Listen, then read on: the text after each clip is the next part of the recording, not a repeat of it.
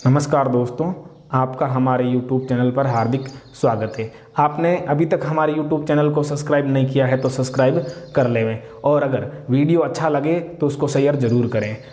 तो चलिए आज हम शुरुआत करते हैं कक्षा 10 का अध्याय नंबर 11 जिसका नाम है समरूपता। तो हम समरूपता के बेसिक से शुरुआत करते हैं। तो आइए देखते हैं। बेसिक में हम सबसे पहले क्या करते हैं, एक त्रिभुज बनाते हैं। ठीक है, हमने एक ऐसा त्रिभुज बनाया जिस त्रिभुज का हमने नाम रख दिया ABC।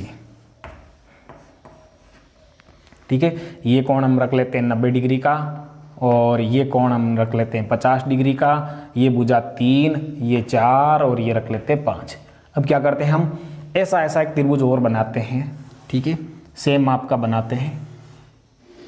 ये त्रिभुज बनाया जिसका हम नाम रख लेते हैं P, Q और R। माप सेम ही है तो ये कोण आपके 90 डिग्री, ये वाला कोण 50 डिग्री, ये भुजा 3, ये 4 और ये आपके 5। अब देखिए हम इन दोनों त्रिभुजों की तुलना करेंगे तो ये दोनों त्रिभुज कहलाएंगे क्या, सर्वांग सम। ठीक है, सर्वांग सम हम पिछले साल कक्षा 9 में पढ़ के आए हैं। तो देखिए ये त्रिभुज एक दूसरे को क्या कर लेते हैं, पूर्णतः ढक लेते हैं, इसलिए दोनों त्रिभुज क्या है, सर्वांग सम है। ठीक है, सर्वांग समता के नियम इनमें लागू होते हैं। तो इनको हम गणित की भाषा में लिखेंगे तो लिखेंगे त्रिभुज ABC सर्वांग सम त्रिभुज PQR। ठीक है, ये लिख देंगे। अब देखिए हम क्या करते हैं, हम अपने अध्याय पर लौटते हैं। हम एक त्रिभुज और बनाते हैं। ठीक है, हमने एक त्रिभुज बनाया जो बड़ा बनाया इस त्रिभुज से। ठीक है, इसका नाम रख देते हैं हम X, Y और Z। ठीक है, कोण यही रखेंगे, ये 90 रखेंगे और ये वाला रखेंगे 50। ठीक है, भुजाओं को हम 2 गुणा या 3 गुणा या 4 गुणा कर सकते हैं। तो ये हम 4 इसका मतलब सबका 2 गुणा कर देते हैं। 3 का 2 गुणा 6 हो जाएगा, 4 का 2 गुणा 8 हो जाएगा और 5 का 2 गुणा 10 हो जाएगा। ठीक है, ये हमने भुजाओं का दुगुना कर दिया।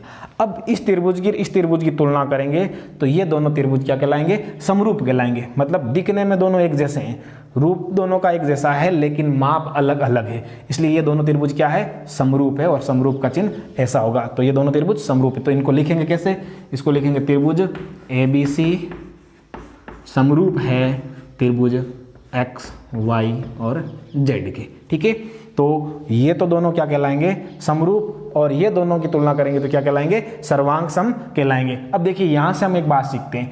देखो सर्वांग सम आकृतियों को हम समरूप कह सकते हैं। ठीक है, लेकिन समरूप सभी समरूप आकृतियों को हम सर्वांग सम नहीं कह सकते। ठीक है, सर्वांग सम आकृतियों को हम समरूप कह सकते हैं लेकिन सभी समरूप आकृतियों को सर्वांग सम नहीं कह सकते। ये बात आपको विशेष यहाँ ध्यान रखनी है। अब देखिए यहाँ पर ये ऐसा लिखने का मतलब है इस त्रिभुज के सारे भाग इस त्रिभुज के सारे भागों के क्या है, बराबर है। सर्वांग सम होने का मतलब कोण A के बराबर कोण P है, कोण B के बराबर कोण Q है, कोण R के बराबर C के बराबर R है और AB भुजा के बराबर में PQ है और यहाँ BC भुजा के बराबर में QR है और AC भुजा के बराबर में PR है। ठीक है, तो देखिए इसमें तो क्या होगा, ये भुजाएं और कोण बराबर होंगे और इसमें कोण बराबर होंगे और भुजाएं क्या होगी, समानुपाती होगी, समान अनुपात में होगी। ठीक है, अब देखिए एक एग्जाम्पल और लेकर समझ लेते हैं हम।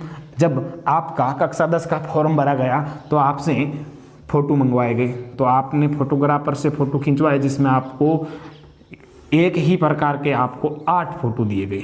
ठीक है, या उससे ज़्यादा दिए गए, जितने भी दिए गए उस सब में आपकी फ़ोटो थी ऐसी। ठीक है, और उस फोटो में जो आपका चित्र था वो सभी फोटोओं में एक जैसा था।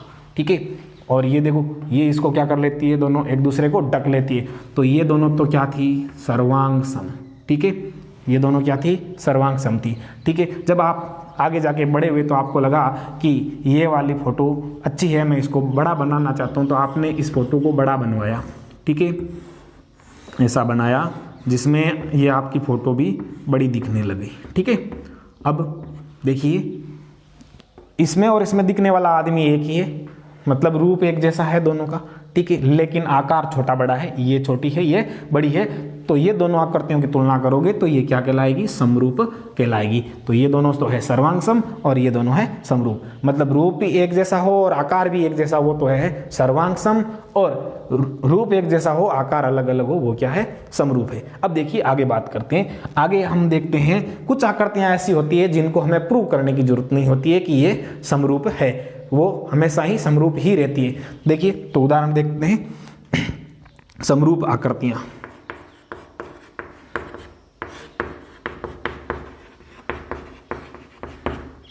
ठीक है, अब देखिए समरूप आकृतियों में होता है आपके एक नंबर तो सभी वृत्त, ठीक है, 2 नंबर सभी वर्ग, ठीक है, और 3 नंबर आपके सभी समबाहु त्रिभुज।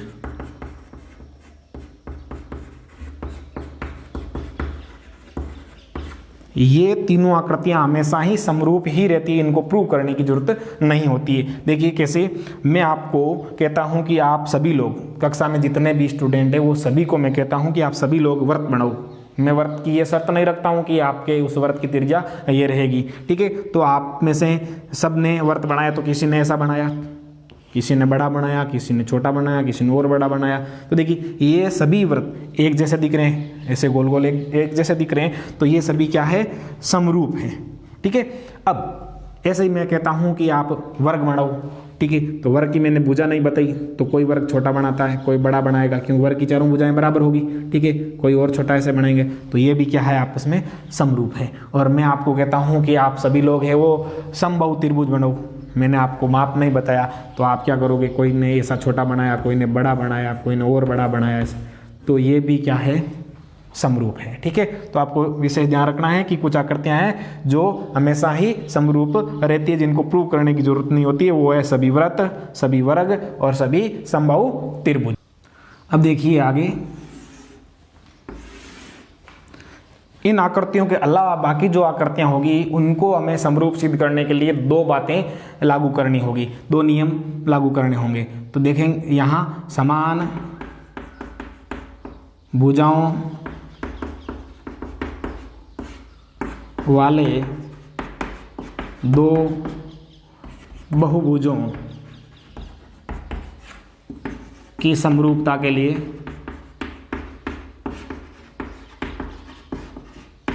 दो नियम हमें लागू करने होंगे। एक तो उनके संगत कोण समान हो, ठीक है। देखिए यहाँ पर इसमें और इसमें देखो संगत कोण समान है, देखो ये 90 है, ये 50 है, और बाकी ये दोनों अपने आप बराबर रह जाएंगे। और उसके अलावा आगे दूसरा नियम है, वो है उनकी संगत भुजाएं समानुपाती हो, ठीक है, या आनुपातिक हो, ठीक है। ये हमको 2 नियम अन्य आकृतियों के लिए, अन्य बहुभुजों के लिए लागू करनी है, ठीक है, ये हो जाएगा। अब उसके अलावा हम देखते हैं यहाँ पर कुछ चिन्ह, जिसमें देखिए आप उल्टा टी, ये आप लंब के लिए यूज लोगे, ठीक है, इसको लंब बोलेंगे इसमें। और आपको AR कहीं शब्द मिला है तो इसका मतलब है एरिया, यानी क्षेत्रफल, ठीक है। और समकोण का चिन्ह आपको बताइए ये होगा, ठीक है। और आपके ये कितने डिग्री का होगा, 90 डिग्री का, ठीक है। समकोण के लिए वो कोण पर निर्भर करेगा, आप ऐसे बढ़ो यहाँ पर, चाहे आप इधर ऐसे बढ़ो, ठीक है। तो ये हो जाएगा आपके इसमें समकोण के लिए। अब देखिए आगे है, हम देखते हैं यहाँ पर सर्वांग समता के लिए, ठीक है। सर्वांग समता के लिए देखो 4 नियम थे। एक नंबर क्या था, एस भुजा नियम, ठीक है। दूसरा यानी एक त्रिभुज की तीनों भुजाएं दूसरे त्रिभुज की तीनों भुजाओं के बराबर हो तो दोनों त्रिभुज क्या होते हैं, सर्वांग सम होते हैं। दूसरा SAS, ठीक है, भुजा कोण भुजा। और तीसरा आपके हैं ASA, कोण भुजा कोण। और चौथा था आपके RHS, ये हम पिछले अध्याय बिंदु पथ में भी पढ़ के आए हैं, समझ के आए हैं। उसके अलावा हमने कक्षा 9 में इनका विस्तृत अध्ययन किया है। अब इस पाठ में हम समरूपता के लिए देखेंगे, जिसमें होगा आपके 1 नंबर पे A कोण कोण कोण, ठीक है। दूसरा आपके ए उपनियम, ठीक है। तीसरा आपके होगा एस एस एस, ठीक है। और चौथा होगा आपके एस ए एस, ठीक है। ये नियम पढ़ेंगे हम, इन नियमों के हम प्रमेय सिद्ध करेंगे। उसके अलावा जितने भी प्रमेय हैं उनको हम इस अध्याय में सोल्व करेंगे। तो ये था इसका बेसिक। चलिए अब देखते हैं प्रश्नावली 11.1, जिसका पहला प्रश्न है रिक्त स्थानों की पूर्ति कीजिए।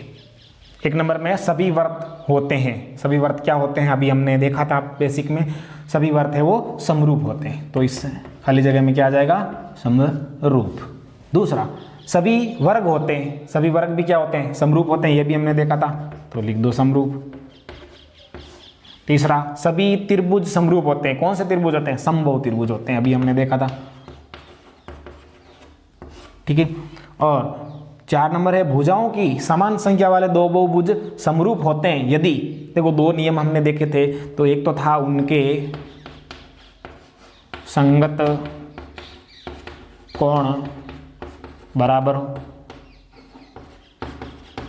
और अगला था उनकी संगत भुजाएं समानुपाती हो।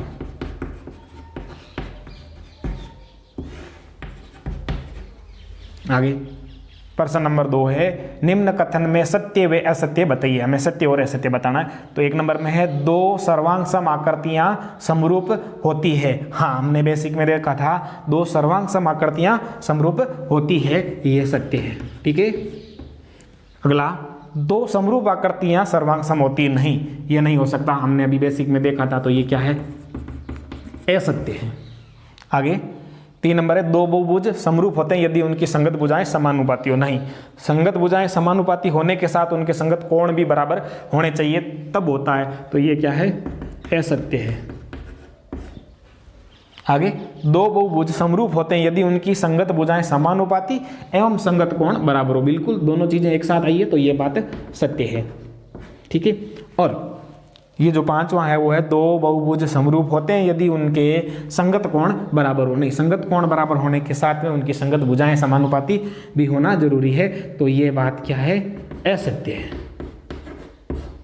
आगे प्रश्न नंबर 3 समरूप आकृतियों के कोई 2 उदाहरण आकृति बना कर दीजिए। देखो हमने अभी देखा था बेसिक में कुछ आकृतियां ऐसी होती है जो समरूप होती है, तो उसमें तो था क्या था, एक तो था वृत्त, ठीक है, सभी वृत्त था, और वर्ग, समबाहु त्रिभुज,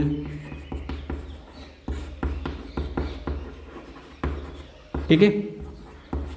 अब देखिए आपको आकृतियां बनानी, तो वर्त की आकृतियां बना दो आप, छोटे बड़े ऐसे वर्त बना दो, ये ठीक है। वर्ग के लिए आप वर्ग बना दो, एक छोटा बना दो, एक बड़ा बना दो, ठीक है, और छोटा बना दो, ऐसे ये हो गई। और समबाहु त्रिभुज के लिए त्रिभुज बना दो, एक छोटा और इससे बड़ा और बड़ा बना दो इसे, ठीक है। तो ये आपके प्रश्न नंबर हो गया 3। तो ये हो गया 11.1 कंप्लीट।